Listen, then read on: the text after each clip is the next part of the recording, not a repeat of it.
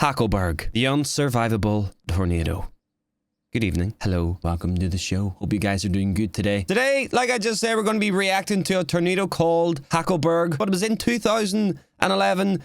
It was a year of a lot of EF5s. So let's jump in. Imagine living in a small town and then you hear your neighbors yelling. You go outside and there's a dark cloud. I don't think I want to, man. Instincts kick in and you rush to the nearest storm shelter. Inside, you begin to hear a rumble that gets louder and louder, and then the unthinkable happens. Oh, I don't know if I like this. Oh, God. Oh, no. I'm scared to hit play. Oh, no, I don't know, no. The shelter's roof is torn away. Oh, my God. You did everything right, but it still wasn't enough. For those caught in the path, this was truly an unsurvivable tornado. Oh, my God.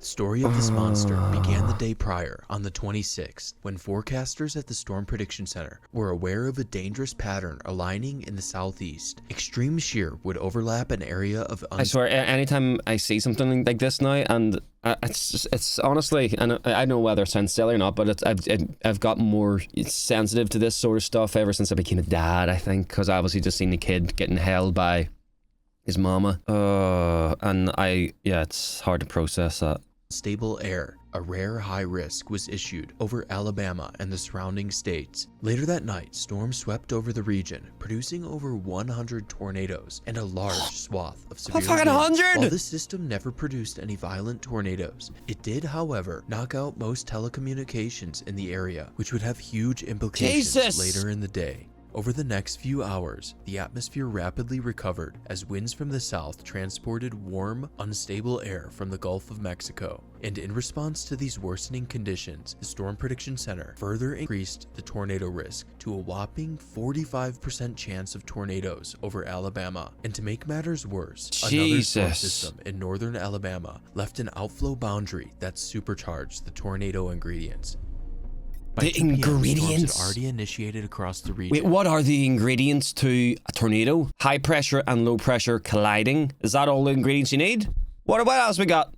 And numerous strong tornadoes had formed. In Mississippi, the very first EF5 of the day touched down near the town of Philadelphia. Look at how many is there? Alabama, a tornado was plowing right through the heart of Coleman. But soon after, storms began to pop on the Alabama-Mississippi border along that dangerous boundary, and within minutes, a tornado formed west of Hamilton, Alabama. Explosive convection was ongoing across the southeast, and right on the Mississippi-Alabama border, a group of new updrafts formed right along that boundary. Soon after, the southern updraft took over, and a large hook formed on radar. Jason Jarrett saw the rapid rotation in the clouds. He captured these 3 photos of the storm's as the storm moved northeast away from him. At the same time, the National Weather Service issues a tornado warning for the storm, and minutes later, a tornado touches down west of Hamilton, Alabama. While the tornado races northeast, Lily Hartley is on her way to church. She notices something on the horizon and pulls over to get a view, and what she records is shocking. A tornado is moving right through her hometown. Oh, can you imagine Lily's that? the first person to capture video of the tornado, although... Can you imagine seeing this and know when it's heading for your, where you live? I don't think I can process how I would feel in that moment, but it would be something along the lines of, thinking about your home that you grew up in, all the memories you have in that place. That would be the front and foremost of my mind. And then probably if this girl had pets, I have 3 dogs, and to know that my dogs could be about to be in a tornado and I can't do anything to help them. Oh, it really breaks my heart, man. Though she is certainly not the last, as the tornado is rapidly gaining strength. After passing Lily, the tornado begins traveling along Highway 43, the busiest road in the area that goes straight into the town of Hackleburg. Kayla Stidham snaps this photo of the tornado. In a short amount of time, the tornado has grown into a wedge and is now producing EF4 damage. Almost immediately after, the tornado intensifies even further and inflicts EF5 damage for the first time. Then, it's as if an explosion occurs. The entire house is thrown into the air and disappears, leaving all 8 buried in debris. By some miracle, everyone survives. What? 1 mile to the west, Ronald Elrod captures 2 photos of the monster as it's bearing down on Abigail. It threw a house! At the same time, Keith Banks is chasing the tornado. Paralleling the Keithy, path be careful, as it races brother. towards Hackleburg, he records and is left completely speechless because of what he was witnessing. Why are you driving toward it, Keith? While Keith drives towards town, Tabitha Harper and her fiancé, Oh. Christopher Dunn, are seconds away from impact. Tabitha makes it to an underground shelter in time, but Christopher was in the house, gathering things for protection. Sadly, Christopher doesn't make it to safety in time and is Oh my killed, God. along with their 9-month-old dog that is thrown over 1 mile. Patrick Kelly photographs the monster entering the heart of Hackleburg. Resident Tommy Quinn runs to take shelter underground with his dad and brother. Quinn's dad clenches onto the shelter door with all his strength to protect his sons. As the winds intensify, the steel roof of the shelter is bent outwards. Tommy recounted that the tornado sounded like a low That's organ really note. heartbreaking. I can't even begin After to the imagine how tornado that would feel. passes, Tommy and his father run over to the cries next door from the swept slab of the Emmanuel Baptist Church. They begin digging up debris, trapping the church's pastor, his wife, and their several children. Miraculously, Oh my- everyone here survives. Oh, thank God. The tornado is now moving into the most densely populated part of town. Cars are thrown more than 200 yards, and in one home, the foundation slab is cracked as the home is forcibly ejected from the concrete Like, look how mad that is. Like, this is a home. A house used to be here. And a tornado comes through and just removes it completely. Not partially. Not a little wall here or there. The whole fucking house. pad. At Mad. another home, William Luttrell Mental. and his grandson are sucked through their living room window, sustaining gruesome injuries, but thankfully surviving. However, most people in this area are not as fortunate. According to the town's chief of police, finding the death toll took nearly a week because everything in town was reduced to shreds. Jesus, Ultimately, bro. it was determined that 14 residents died on these 2 blocks. East of the denser neighborhoods in Hackleburg, 14 deaths in 2 blocks. That's crazy, isn't it? Like, 2 blocks isn't that much, isn't that far? That's like, boom, boom. My goodness. the tornado impacts a multi-building complex, and one of the large 2-story apartment Wrangler buildings Gene is Plant? swept away. The hell is that? However, the largest structure impacted in Hackleburg is the Wrangler Gene Plant, which sustains a direct hit from the core of the tornado. Oh my Genes from the goodness. plant are swept up by the tornado and are found over 40 miles away. Of the 13 people on site, 1 employee is killed. 40 After miles! devastating Hackleburg, the tornado continues by mowing down the dense forest while moving at a blistering pace of 52 miles per hour. Despite moving through rural Alabama at this point, local Beretta Saint is just east of the tornado Oh. and records as the beast passes by.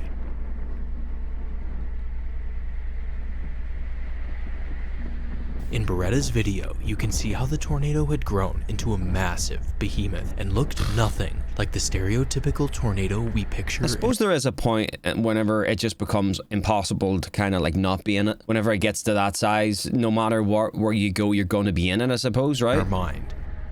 Because you're not going to be able to get This far enough tornado away was in that time truly period. hell on Earth. Jesus. The tornado is sustaining its immense EF5 strength and is now approaching the town of Phil Campbell. Oh, God. Phil Campbell 3 to 911. I got rotation coming through Phil Campbell right now. The first block in Phil Campbell struck are the homes on Woodard Drive. Nearly every home here is leveled in EF5 fashion. The tornado now moves along Highway 237, Where which do you leads to go? downtown Phil Campbell. The winds of the tornado are so strong, a storm cellar has its roof torn off, but it's unknown if anyone was sheltering here at the time. Just down the road, Wasn't that the several video at the framed start? homes are Did I reduced get to bare fucking clickbaited here or foundations. what? The tornado clips Stall Club Circle, and a well-built home is swept away. More homes are completely destroyed as the tornado ravages through town. James Kelly, James look at him Keller go. Jr. and his wife are frantically driving home to get to their storm shelter, but right as they pull into their driveway, their car is lifted off the ground and launched into a tree, killing James. All their neighbors' homes are destroyed, each being associated with fatalities. Oh, I can't Patricia imagine the and Donnie panic, Gentry, man. Edna Nix, James Kelly Jr., and Martha Pace all died on this block. Here winds were so violent, a 25-section foot of asphalt was torn from the road. As the tornado moves into the eastern That always blows my mind, that. Like a tornado ripping concrete off concrete. Not off wood, not off anything else. Like concrete getting ripped off of other concrete. That's insane to me. That's crazy. Side of Phil Campbell, resident Tommy Sanders is watching the tornado move towards him from outside his home, getting bigger and bigger. Maybe he takes a photo as the tornado tears through the center shelter, of Tommy. Phil Campbell before racing inside for shelter. 30 seconds later, the core of the tornado overtakes him. Sanders is left in a critical state when he's found buried in rubble. Miraculously, he survives, but his neighbors are not so lucky, with Jack Tenev and Dagmar Layden being killed next door, as well as another woman to his south. On the block over, the tornado takes the lives of 10-year-old Ricky Knox and Jerry and Carol Weller. In total, 21 people were killed in Phil Campbell, and the tornado was still maintaining its strength. Raymond McKinney, who's so working at the time, man. captures the tornado as it leaves Phil Campbell. The massive tornado quickly moves along the horizon and is soon out of view. If it swings around, we're done. The tornado enters the community of Oak Grove. While this area is more sparsely populated, every building it hits is destroyed. A large brick building is swept off its foundation, killing 2. Another home is destroyed, where a Corvette is tossed over 200 yards. Oak Grove resident Rod Smith is totally unaware of the oncoming tornado. He senses something is wrong and goes outside to watch from his front porch. Everything is eerily calm, but then he sees mist begin to spiral upwards into the sky. Look at that, bro. That looks like something out of like the Blair Witch. That is. And suddenly, a black wall appears, plunging him into darkness. Instincts kick in, and he rushes to a storm cellar, barely securing the door as the tornado's pressure begins to pull. Inside the shelter, he could feel his stomach being pulled from within. Many stories similar to this are reported along the tornado's path. Surely that's not a thing. Cellar. The sudden and drastic pressure drop ruptured a root canal, and in People's root canals are getting ruptured because of a tornado. Excuse me. another case, someone reported having their tear ducts ripped. This is all that was left of Rod Smith's home. Around the same area, How the bloody hell does that work? The tornado as it passes through Oak Grove. Jesus. This video shows just how dark and menacing it was to be out in front of this tornado, a sight very few people will ever experience, and something you never want to see. Facts. To this I point, don't. The tornado has continuously grown in size. Jesus, and is still now going. a staggering 1 mile wide, destroying everything in its path like a Mile giant wide. bulldozer sweeping across the Alabama landscape. The tornado then tracks into the community of Mount Hope. Resident Gary Dobbs is a weatherman for Huntsville and spent 4:30 in the morning to 2 in the afternoon giving live coverage to the region for the morning storms. But he went back home for some rest. Dobbs, well aware of the storm heading his way, went outside to report the location of the tornado back to his station. Right now on the phone is meteorologist Gary Dobbs. Gary, tell us what you're seeing. I see the rotation now. Wait a minute, I'm getting a good look at the edge. Oh, now I'm hearing the roar. Hang on a minute. I see a definite debris area. As a matter of fact, it looks like it's coming straight this direction. If I had to judge what this is, it looks like an F4, and I am going to have to go inside. I don't know if you can hear the wind picking up. It is picked up, and it is. Well, I got to go inside. Okay. Gary Dobbs heading into a storm shelter. Gary drops his phone. The tornado is on top of him. He dives into a closet as his entire house disappears around him and is thrown into his backyard, where he's pelted by debris, sustaining major injuries. Miraculously, the tornado passes before he's killed. Despite his injuries, he uses a 2x4 plank to pry open his storm shelter where others are trapped inside. Gary's home was gone, and the neighboring steakhouse was the anxiety so going through me is destroyed that crazy. large pieces of concrete foundation had been pulled from the ground. It directly impacts the industrial area, although the strongest winds of the tornado thread the needle between 2 warehouses, with only one building having most of its roof removed. After crossing Wheeler Lake, the Wait a minute, it's going over the bloody lake. I thought they died when they went over water.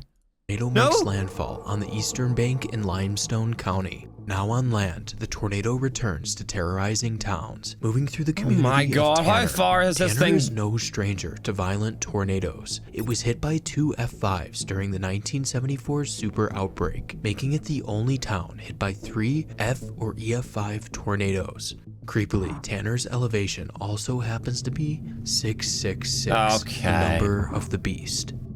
After cutting through the south side of town, the tornado approaches the intersection of Interstate 65 and Highway 24, where storm chaser Charles Robertson is reporting the tornado as it tracks directly towards him.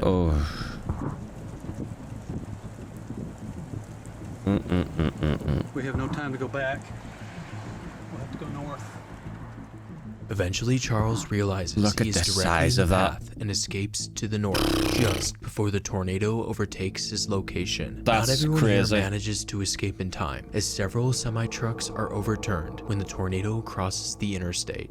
At the same time, a resident to the east is recording the tornado from their front porch. They capture the rain-wrapped monster as it moves through the south side of Athens. Even though you can't see the detailed tornado, you can still see the left edge.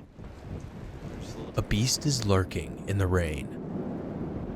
Why do they always make these fucking videos so scary, man? News is focusing on the tornado. They observe the storm drawing closer from their live stream camera. Initially, you... That's it. Look at the size of that. That's insane. Can only see a thick wall of rain, but within seconds, the tornado reveals itself. Oh, here we go. A large wedge tornado on our alpha camera moving directly towards the camera. Eventually, power is lost, cutting the live stream. Oh, shit. Even though it's only mid-afternoon, the storm is turning day into night. A prison guard videoing from the Limestone Correctional Facility captures how dark the sky gets. Yeah, what about if a tornado... I've never thought about this. What if a tornado goes over, like, a prison? Rips the whole place apart? Prisoners will get out? Actually see the tornado. There it goes. Has that ever happened? Bet it has. The tornado passes 100 yards south of the facility, sparing everyone on site.